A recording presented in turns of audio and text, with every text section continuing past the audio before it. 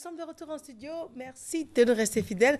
Monsieur Jean-Marie Bébé-Douka est installé. Il nous parle de la programmation neurolinguistique. Il nous expliquait depuis la semaine dernière que pour les nouveaux bacheliers, il fallait tenir compte du profil de son cerveau pour s'orienter.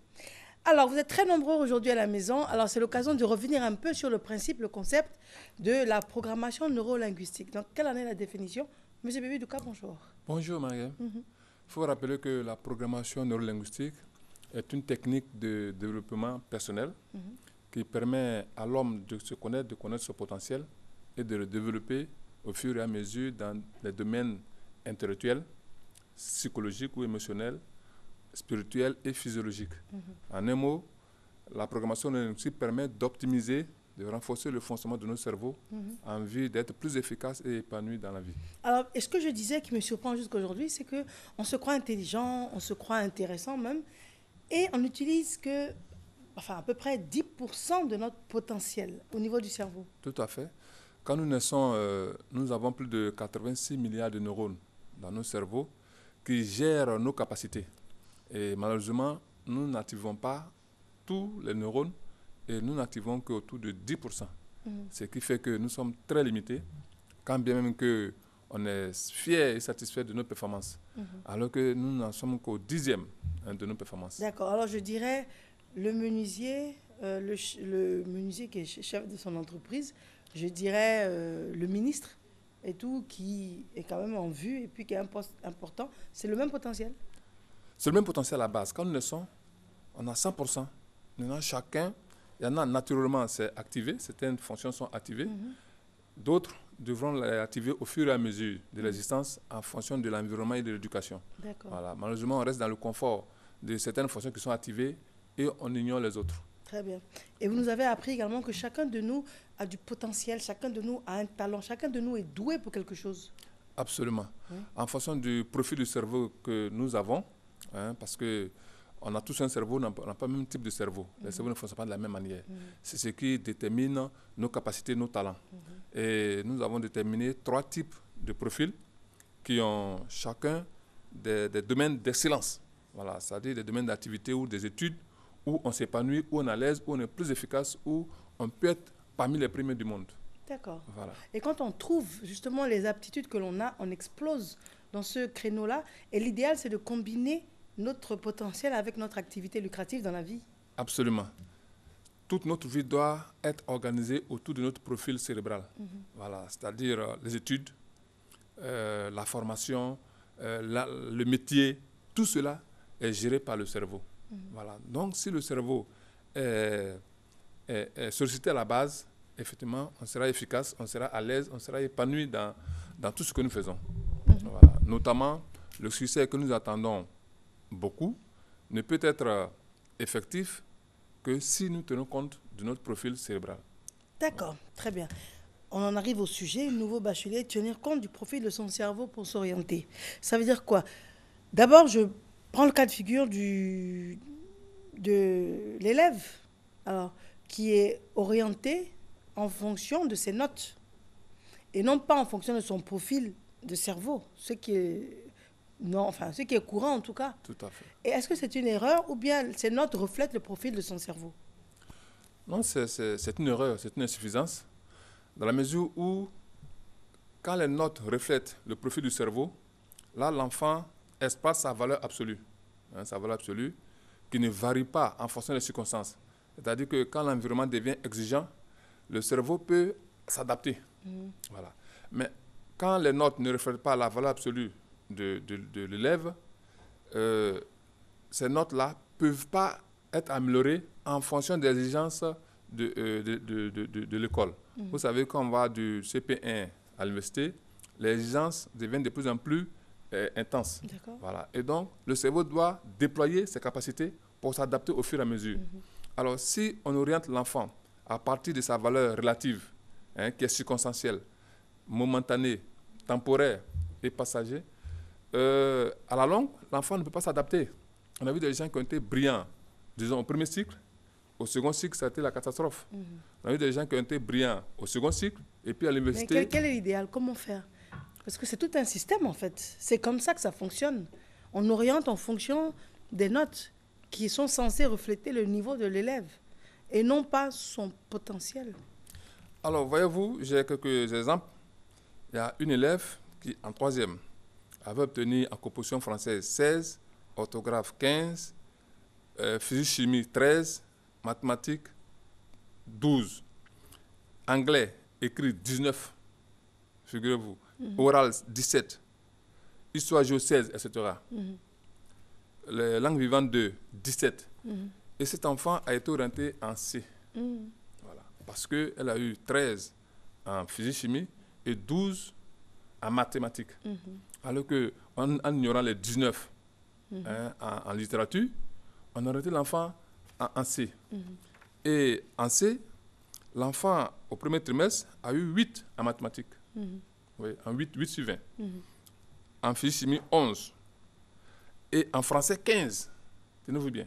Voyez-vous. Donc, l'enfant qui est en C, mais en fait, c'est un faux littéraire. Enfin, c'est un faux scientifique et un vrai littéraire. C'est-à-dire, même quand l'enfant est en C, il produit toujours des résultats en littérature. Et l'enfant a des difficultés en maths.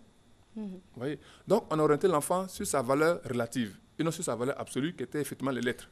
Maintenant, ce que je vais vous demander, par exemple, si cet enfant-là a des parents, peut-être, qui ont une pharmacie, par exemple, pour faire pharmacie, il faut rentrer dans une série scientifique. Tout à fait. Donc, cet enfant-là peut avoir souhaité être dans une série scientifique parce que l'objectif, c'est de récupérer à terme la société de famille, par exemple. Donc, est-ce que dans ce cas-là, ce n'est pas normal d'orienter en fonction des objectifs de famille, de la pérennité de l'activité? L'objectif dans la vie, c'est l'épanouissement, l'efficacité et l'épanouissement. Et l'orientation n'est qu'un moyen pour atteindre l'objectif, la finalité, qui est l'épanouissement et l'efficacité. Un enfant qui n'est pas gaucher du cerveau, parce que les gauchers du cerveau, ce sont les vrais scientifiques. Et les droitiers du cerveau, c'est les faux scientifiques. C'est-à-dire, les droitiers peuvent faire les sciences appliquées, mais pas les sciences pures ou approfondies. Voyez-vous. Donc, si l'enfant est droitier et que son papa souhaite qu'il fasse une série scientifique, notamment la pharmacie, l'enfant il ne sera pas épanoui. D'abord, il aura beaucoup de difficultés à l'université et même si l'enfant, par les efforts fournis, a abouti, il ne sera pas épanoui. Alors, on en a plein comme ça qui ne sont pas épanouis. Ils sont médecins, ils sont pharmaciens, ils ne sont pas épanouis. Parce qu'effectivement, le domaine ne cadre pas avec leur fonctionnement mental. Mais figurez-vous, quand on va à l'école, en fait, c'est pour parvenir au niveau de génie, c'est-à-dire de créativité. Si on va à l'école et qu'on apprend des règles, qu'on répète, en fait, on n'aura pas atteint notre côté de génie. Vous avez dit quelque chose, partir à l'école, c'est pour arriver au niveau de génie. Bien sûr. Ça veut dire quoi? Ça veut dire qu'il faut partir et puis favoriser la formation qui libère la Le magie que l'on a en nous. Effectivement. Okay. C'est ça. Pour propulser les mutations sociales, au niveau de la santé, au niveau agricole, à tous les niveaux, au niveau politique, on a besoin d'inventer de nouveaux procédés, de nouvelles dispositions. Et c'est le génie qui peut nous permettre d'arriver à ce niveau-là. Et il y a beaucoup de génies? Non, il y en a très peu. C'est pourquoi, justement, ils sont admirés. Alors que le génie est en chacun de nous. Si on est dans notre domaine d'excellence, au niveau des filières, effectivement, ce génie-là peut s'éveiller. Comme il peut ne pas? Non, si on est dans notre domaine, il peut s'éveiller. Voilà. Mais ce n'est pas systématique. Si on trouve son créneau, voilà. Trouver son créneau, c'est faire ce que l'on ressent au fond de soi. Non, pas forcément. On peut ressentir autre chose. C'est-à-dire on peut être aliéné par l'environnement. Quelqu'un qui a un profil kinesthésique peut être séduit par la communication. Parce que je vois Mariam qui parle bien et je veux lui ressembler. Voilà. Souvent j'entends ça. J'entends, je vous apprécie beaucoup, j'aimerais faire comme vous. Effectivement. Par exemple. Mais ça c'est pas quelqu'un qui est forcément, qui a le même profil que moi. Tout à fait. C'est juste de l'admiration. L'admiration. Et donc, il faut voir si cette admiration a des éléments dans le cerveau. C'est effectivement le profil du cerveau. Mais si le cerveau admire, c'est peut-être parce qu'il y a des éléments en commun, non? Non, pas forcément. Pas forcément. Pas forcément. Il y a des gens qui ont voulu être des militaires, mais on a vu que la langue, soit ils ont vu après que ça ne leur plaisait plus. Okay.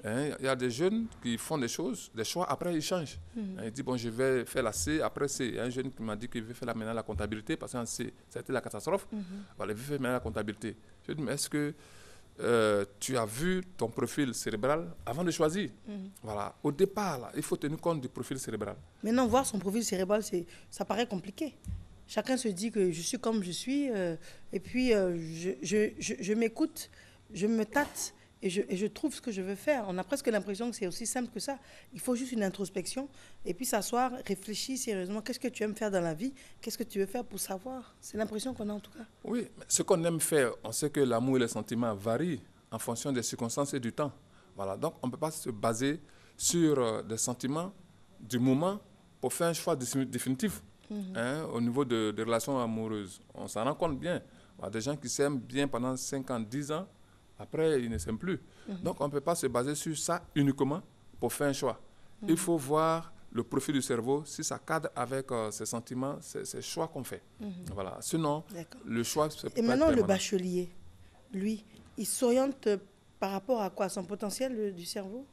Son potentiel, et bien sûr, c'est notre, puisque les deux, on utilise les 2 éléments pour orienter les enfants. Voilà, il faut les notes, mais surtout le profil. C'est-à-dire que si le profil est en déphasage avec les notes, ça veut dire que c'est soit un faux scientifique, soit un faux littéraire, qui ne pourra pas exceller dans la filière où l'enfant s'oriente. Voilà, donc il faut toujours tenir compte de ça. Et par exemple, les gauchers du cerveau, eux, c'est les vrais scientifiques. Voilà. Et parmi les deux, il y a les auditifs et les kinesthésiques, les profils auditifs, les profils kinesthésiques. Les kinesthésiques, eux, ils sont excellents dans les métiers de transformation.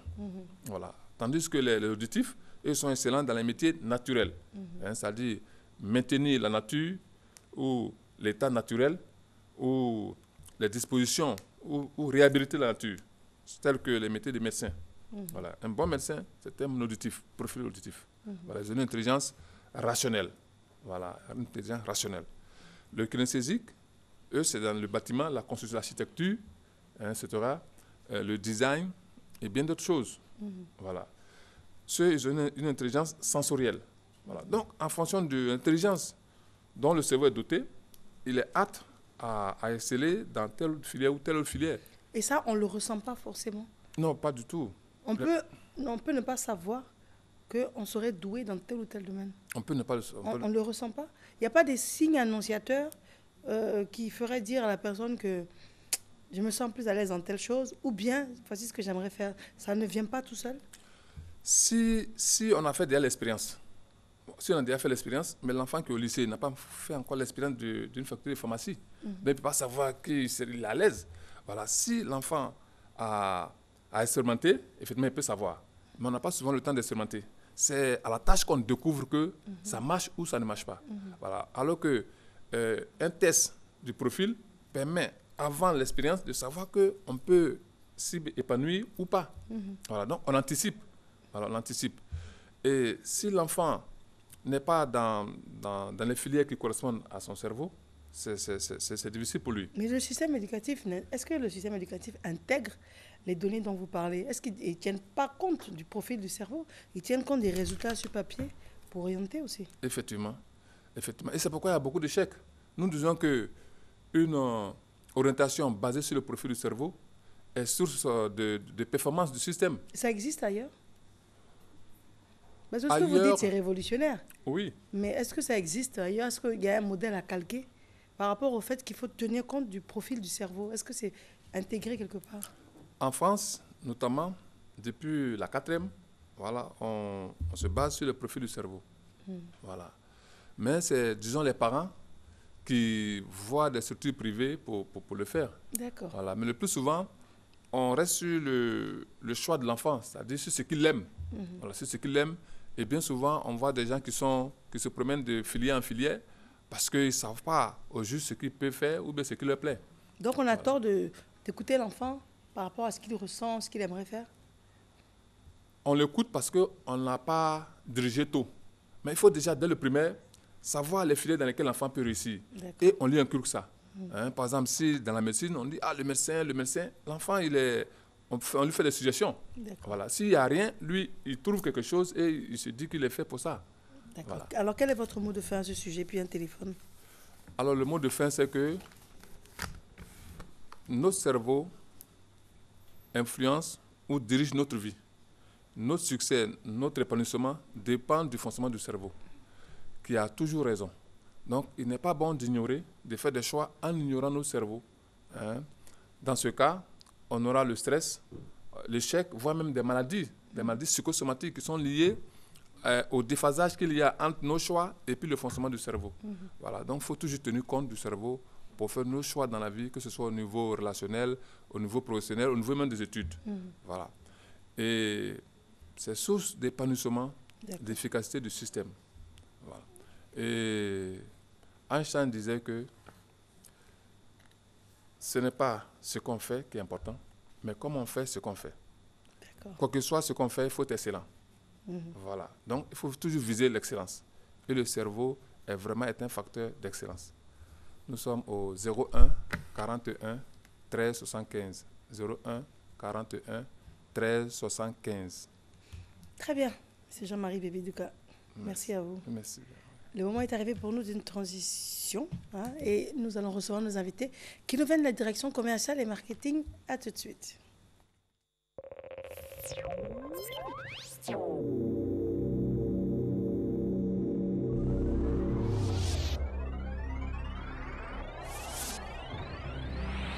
Sous le haut patronage de son Excellence Monsieur Daniel Kablan-Duncan et sous la présidence effective de Monsieur Adama Koné, le CPC organise du 11 au 12 août 2016 à Yamoussoukro le 5e atelier national d'identification des réformes pour l'amélioration de l'environnement des affaires. Focus Doing, Business 2018. Thème, amélioration du climat des affaires et défis de l'émergence. Quelles réformes comme levier pour l'efficacité et la transparence de l'action publique au service du secteur privé. Pour toute information, contactez le CPC. CPC, le guichet unique de l'investissement en Côte d'Ivoire. Sous le haut patronage de son Excellence, M. Daniel Kablan-Duncan, Premier ministre, sous le parrainage de M. Kourbé Kwasi Adjumani, ministre des Ressources animales et halieutiques, et sous la présidence de El Hadj Sawadogo Isaka, la COFENAP VAO et USAID West Africa Trade Hub et d'investissement organisent le Salon international bétail Viande de l'Afrique de l'Ouest, CIPVAO 2016, du 31 août au 4 septembre 2016 au Palais de la Culture d'Abidjan. Au programme, conférences, expositions, B2B, journée spéciale pays, festival de viande, sponsors et partenaires, associez votre image au CIPVAO 2016. La communauté catholique mère du Divin Amour organise le Rassemblement international Jeunesse 2000 pour Jésus-Christ les vendredis 12, samedi 13 et dimanche 14 août 2016 au Palais des Sports de Trècheville. Thème, le maître est là et il t'appelle. Jean 11, verset 28. Prédicateur, frère Clément Akobé, père Guy Coutouan, frère Hugues Aounou. Au programme, enseignement, atelier, eucharistie et une grande journée d'évangélisation. Jeunesse 2000, susciter une nouvelle génération de jeunes chrétiens debout pour Jésus-Christ. Sous le parrainage de M. Lucien Kwasi Kwadio, la communauté Mère Maria Rosa Mystica, en union avec la paroisse Sainte-Thérèse d'Avila de la cité Makayo-Pougon, organise des journées de reconnaissance en l'honneur de la très sainte Vierge pour ce qu'elle fait dans la vie spirituelle de sa fille, Maman Pauline, bergère de la dite communauté. Du 8 au 13 août, à Yopougon, Ndokwa, 3e pont, au programme procession, enseignement, louanges, divertissement, témoignages, bains, partage. Venez tous magnifier les œuvres de Maman Marie. Jaka Festival 2016.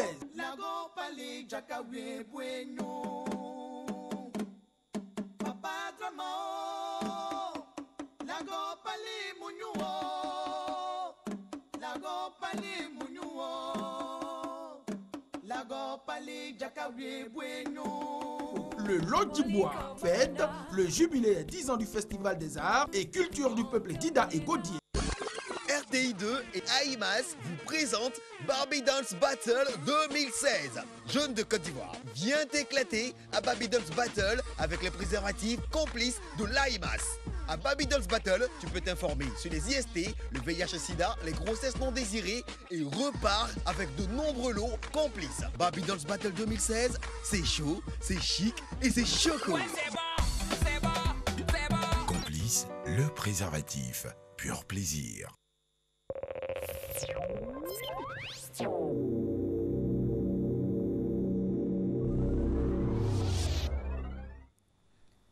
Nous sommes de retour en studio. Monsieur Ousmane Oubané est notre premier invité. Monsieur, bonjour. Bonjour. Vous nous parlez du Tchèdan Festival. On vous écoute.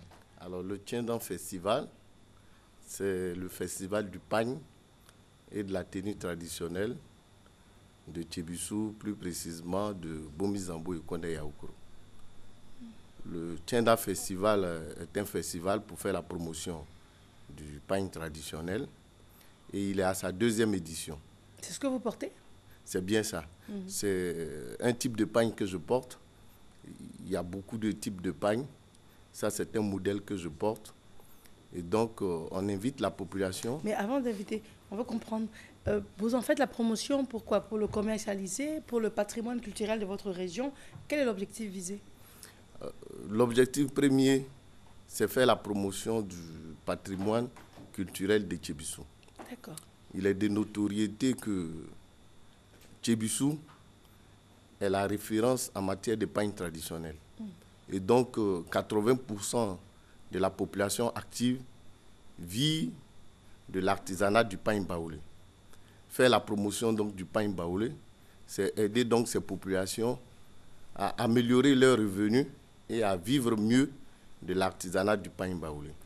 Donc, le premier objectif, c'est donc de faire la promotion de ce patrimoine qui est en même temps une activité économique. Et le deuxième objectif, c'est d'animer cette région-là de façon culturelle et touristique, de permettre donc à beaucoup d'Ivoiriens et à des non-Ivoiriens de venir à Tchébissou pour découvrir toute la palette, la qualité du pain baoulé qui est fait à Tchébissou. D'accord. Très bien. Alors maintenant, qui est-ce que vous invitez? Alors, c'est toute la population ivoirienne. Je pense, comme je notais tantôt, c'est une valeur culturelle ivoirienne. Il est important que les Ivoiriens de tout âge, les Ivoiriennes de tout âge, les habitants de la Côte d'Ivoire puissent faire connaissance avec ce riche patrimoine culturel ivoirien. Et c'est où et quand? C'est à Tchébissou, plus précisément dans les villages de Bomizambo et de Konde Yaoukro. Bomizambo et Konde Yaoukro dans Tchébissou sont reconnus pour la qualité du pain tissé. C'est un peu comme un hommage à un des pionniers de la culture en Côte d'Ivoire, Kofi Gado. Et donc, on aura l'occasion de recevoir à cette 2e édition d'autres peuples frères de Côte d'Ivoire et d'ailleurs.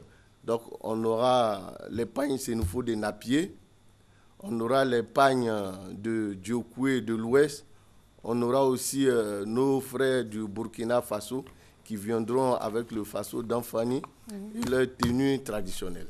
Donc, ceux qui viendront à Tchébissou auront l'occasion de découvrir, certes, les pagnes baoulés, mais auront aussi l'occasion de découvrir d'autres pagnes. Mais au-delà, donc... Vous allez conclure avec, s'il vous plaît? Absolument.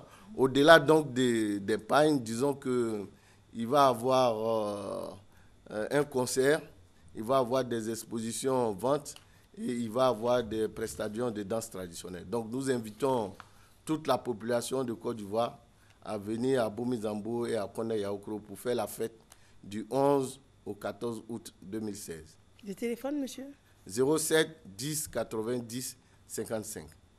On peut reprendre, s'il vous plaît? 07 10 90 55. Du 11 au 14 août prochain. C'est bien ça. Merci. Du 11 au 14 août prochain. C'est moi qui vous remercie. Je vous en prie. Monsieur Kouadio Jean Paterne, monsieur, bonjour.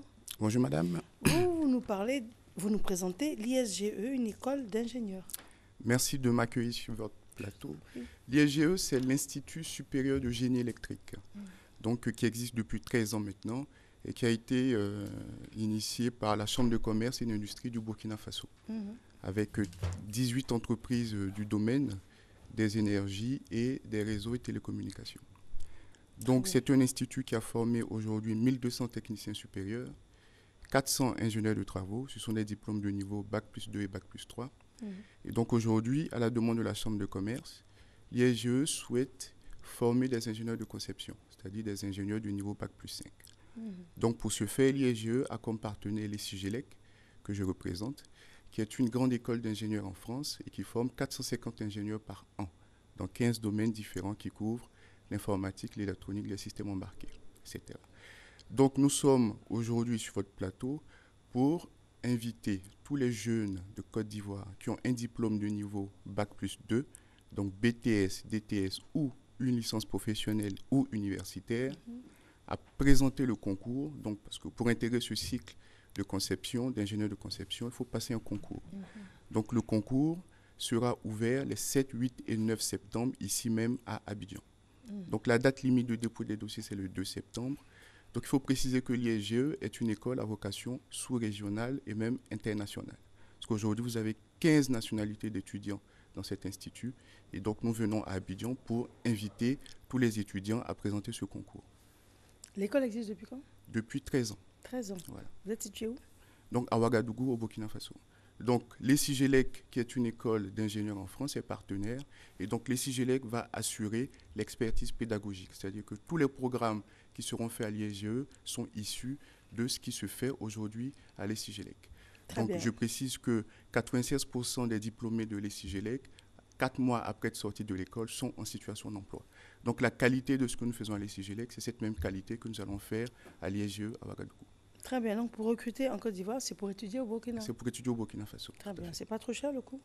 Non, le coût, c'est de 1 800 000 francs CFA par an. Logement compris? Non, logement non compris. Mais nous avons un secrétariat qui s'occupe de fournir aux étudiants des adresses de logement. Très bien. Un dernier mot et des téléphones, monsieur? Oui, donc j'invite tous les étudiants désireux de passer le concours donc, à me contacter au 89 58 85 09. Donc 89 58 85 09. Merci à vous. Merci à vous. Je vous en prie. Docteur Elias Am, bonjour docteur. Bonjour à vous, bonjour à tous les Combien de kilos? On est parti de 155 kilos. 93 kilos ce matin. À l'époque, c'était 95. 95. Et là, c'est 93. 13, voilà. Donc, ça continue. Toujours, on continue à perdre du kilo. Et je tiens à féliciter pas mal de patients qui sont en train de perdre aussi des kilos et qui seront récompensés toujours à chaque fois qu'ils viennent avec une perte des kilos.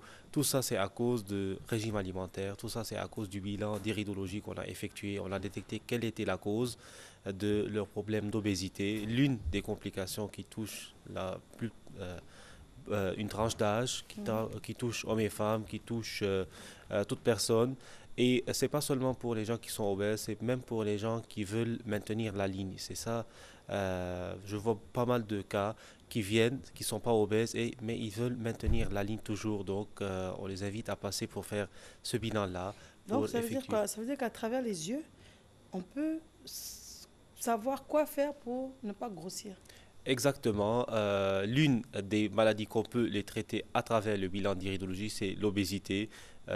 Parce qu'à travers l'iris, on va savoir quelle est la cause, parce qu'on a tous signes iridiens qui vont donner des informations à partir de chaque organe, comment il fonctionne, si on a une complication bien précise ou bien si on a un organe qui fonctionne d'une manière anormale. On va donner l'explication, on va montrer le chemin à suivre. Et toujours, je répète, ce qu'on mange, c'est ça qui fait la maladie. Et le chemin du traitement, ça sera le chemin inverse. Donc, faites attention, ne pas relier manger bien et manger trop. Ça n'a rien à voir. Je voulais vous poser la question. Avec le bilan d'iridologie, on va faire la différence parce qu'on a l'impression que les personnes qui sont trop grosses, parce qu'elles mangent trop. Mais il y a une raison qui les pousse à trop manger, c'est ça? C'est un dysfonctionnement. Exactement.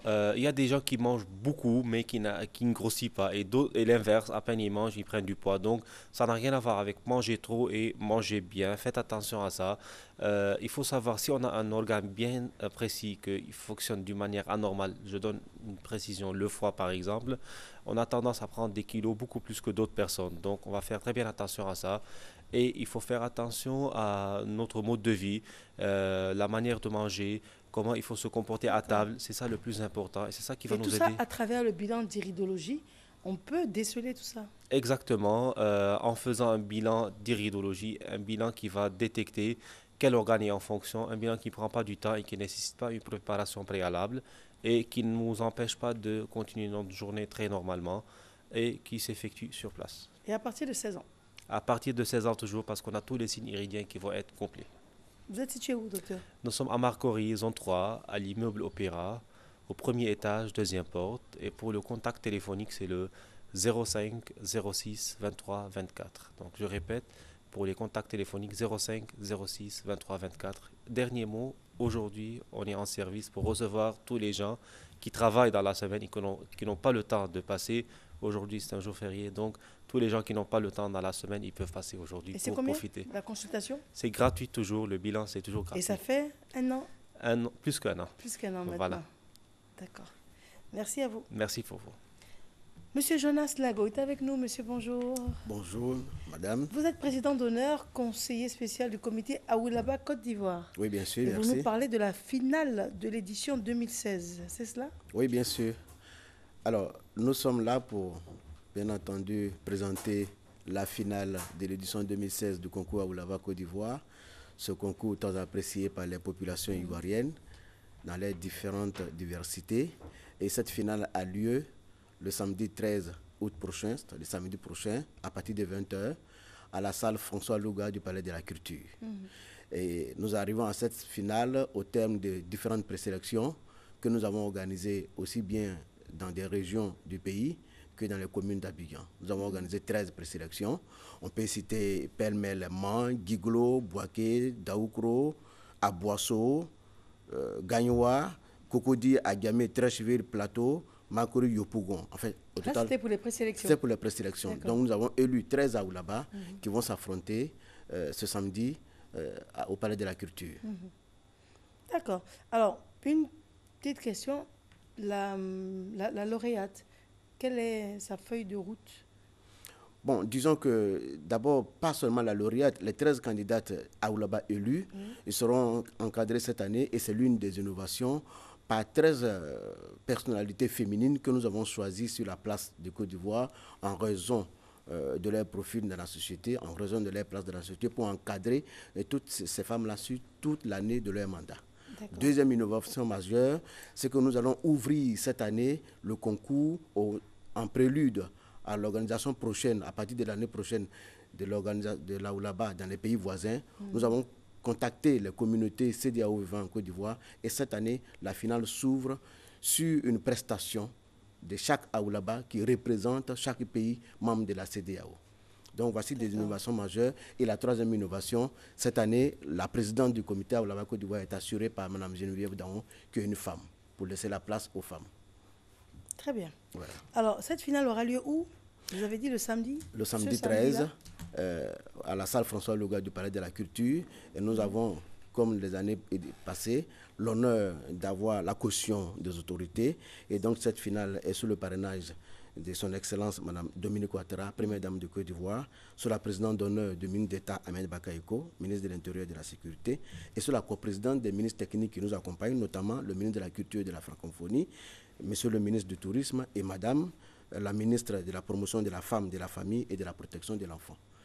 Donc nous invitons le public ivoirien, les femmes surtout, pour venir nous aider à célébrer la culture ivoirienne, à valoriser les canons de la beauté ivoirienne et voire africaine. Donc les tickets sont à vente à la RTI Radio Côte d'Ivoire au Plateau et au Palais de la Culture au prix de 5 000 francs. Et il y a des tickets VIP qui sont à 10 000 francs. Très bien. Des téléphones, monsieur? Alors, les contacts, moi-même, je suis au 07 63 85 60. Et la vice-présidente chargée du concours, Mme Albertine Séa Touan, elle est au 07 08 23 84. Il y a aussi un autre numéro encore, 07 28 23 15. Voilà pour la finale édition 2016. Donc nous attendons toute la population à venir avec nous ce samedi, communier la culture, célébrer la femme. Merci à vous. Merci beaucoup. Monsieur Ernest Akasimon. Monsieur, bonjour. Bonjour, madame. Vous nous parlez de la première édition de la foire du Nigeria. Signe de la bonne santé, de l'économie de la Côte d'Ivoire et de celle de la République du Nigeria, cette foire aura lieu à la Kestab du 2 au 6 septembre. Et ce sera sous le thème « Exploiter les potentiels du commerce pour une économie durable ». Entre autres rencontres et échanges, il va y avoir des expositions, bien sûr, puisqu'il s'agit d'une foire qui va présenter des produits agroalimentaires, des produits cosmétiques, des produits du bâtiment. Il va y avoir aussi des conférences, notamment celle du directeur général de la NAFDAC. La NAFDAC, c'est une institution étatique nigériane qui certifie les produits sur le marché nigérien. Alors, ce que j'aimerais poser comme question, c'est le grand public y va, il trouve quel produit? Le grand public va y aller trouver des produits, comme je l'ai dit, de consommation, c'est-à-dire ce que vous avez l'habitude, par exemple, si une dame va, cette fois, elle trouvera par exemple des éléments de sa vie. Quand je dis des éléments de sa vie, il y a les produits cosmétiques, il y a par exemple au niveau de la cuisine, bon, tout ce qui est ustensile qu'elle pourra trouver. Mais quelle est la spécificité du Nigeria? La spécificité du Nigeria, vous le savez, généralement quand les gens font du commerce, ils pensent au Nigeria pour aller acheter des choses. Et c'est pour ça que nous avons choisi le Nigeria. L'ambassade du Nigeria a pensé, un temps soit peu, qu'aujourd'hui, quand on parle d'intégration économique, leur pays, c'est-à-dire le Nigeria, est quand même assez bien placé pour pouvoir exporter et faire la promotion de ces produits. Et donc, le Nigeria a été, disons, est encore même un pays phare au niveau de l'économie. Il n'y a pas que les produits de première nécessité. Nous avons été surpris d'avoir reçu, pour ceux qui vont exposer, une institution académique, c'est-à-dire une université qui va venir faire un genre de porte ouverte pour ceux qui iront, pour les parents d'élèves et puis bon, pour des étudiants. Donc c'est pour vous dire que, en fait, il n'y a pas que les opérateurs économiques qui vont y trouver leur compte au cours de cette foire, mais disons, tout occupant de l'espace économique ou alors quelqu'un qui a besoin d'avoir une formation, quelqu'un qui a besoin de faire des affaires. Ah, d'accord, pour les affaires également. Oui. D'accord, et c'est la première édition? C'est la toute première édition et je pense que, je ne dirais pas que ça va être une réussite, mais les signes déjà annonciateurs nous disent que ce sera une réussite puisque 20, et pas des moindres, 20 opérateurs économiques nigériens se sont déjà signalés. Il faut dire qu'entre autres, quand on parle d'échanges économiques, il y a aussi tout ce qui est autour. Ceux qui sont annoncés qui vont venir du Nigeria, il va y avoir des hommes d'affaires, mais il va y avoir aussi des gens qui vont venir, sur le plan socio-culturel même, pour pouvoir exploiter le marché ivoirien. Et c'est quand? Vous nous rappelez la période? Ce sera du 2 au 6 septembre à la Kestab à Abidjan Plateau. D'accord. Vous avez un appel à lancer, des téléphones à communiquer, monsieur? Pour tout contact, vous êtes priés, ceux qui veulent venir à cette foire plutôt, de contacter Madame Olajide au 20 21 23 28 ou alors Sylvestre au 07 22 04 45 ou Oudémé au 75 17 77 36. Très bien. On rappelle la date? La date, enfin, c'est une période, ce sera du 2 au 6 septembre à la Kestab à Abidjan Plateau. Je vous remercie, monsieur. Merci. Monsieur Boni La Merveille? Oui. Bonjour. Bonjour. Alors, on parle de clash musical. Tout à l'heure, maman, ce qui va se passer à la place Figayou, c'est Dieu seul qui sait. Parce que même ils ont déjà perdu d'avance, ils ne sont pas venus sur le plateau pour annoncer la nouvelle. Les chantres. Ah oh. On joue contre vous, c'est le groupe des humoristes? Oui, le comédien chanteur. Le modérateur. Ok. On va battre ces chanteurs-là. Ils sont chantent, mais nous, on va les délivrer ce jour-là. Et c'est aujourd'hui à 14h à la place Figayou. On demande à toute la population d'effectuer le déplacement à Yopougon Figayou, vêtu de bleu-noir, parce que c'est une couleur sacrée. Et on va montrer à ces chantes-là que l'onction, nous-mêmes, on peut déverser ça sur eux. C'est pour tout à l'heure. Et le modérateur, qu'est-ce qu'il a à dire? Voilà, vous savez, ces chantes-là, moi je les connais. Ce sont eux, tous les jours, ils crient onction, descend, onction, descend. Cette fois-ci-là, onction là va descendre. Nous, on va tout prendre et ils ne vont rien avoir dedans. Donc, j'invite tout le monde, toute la population de Côte d'Ivoire en partie. Bon, voilà, c'est ça. Tu connais? Voilà, la population de Figayou, voilà, pour aller éliminer les chantes et puis on va chanter, on va leur montrer que nous, on sait chanter. Non, on chante aussi, nous sommes les artistes. Voici la chanson qu'on va chanter aujourd'hui, religieux. Yako, religieux, Yako, oh faya, faya, Yako, oh faya, faya, Yako. Ils nous font pitié. On va les battre. Donc, vous avez dit que c'est aujourd'hui à 14h. Oui, à 14h à la place. Tout le monde. On demande à tout le monde, venez, on va s'amuser, venez voir comment on va battre ces artistes-là. Parce qu'on nous a comparé au hip-hop, on a mis le hip-hop au tapis. Ah bon? Voilà, celui-là, on va les mettre KO, et puis on ne va plus parler des cas, et puis on ne va plus parler des Zoko. C'est fini comme ça. Ils ne peuvent rien devant Koro Abou. Ils ne peuvent pas. Devant Abbas. Ils le font quand même. Ils ne peuvent pas. En cas de cas, c'est nous, on donne la joie à la Côte d'Ivoire. Et puis on chante aussi. D'accord, 14h Figayo, tout à l'heure. Donc, c'est le clash musical des chantres contre les humoristes. Voilà. D'accord. Mais c'est déjà gagné d'avance. D'accord, entendu. Merci à vous d'être venus. Christelle Akossa, une transition, et puis Dania ligne droite, Célika.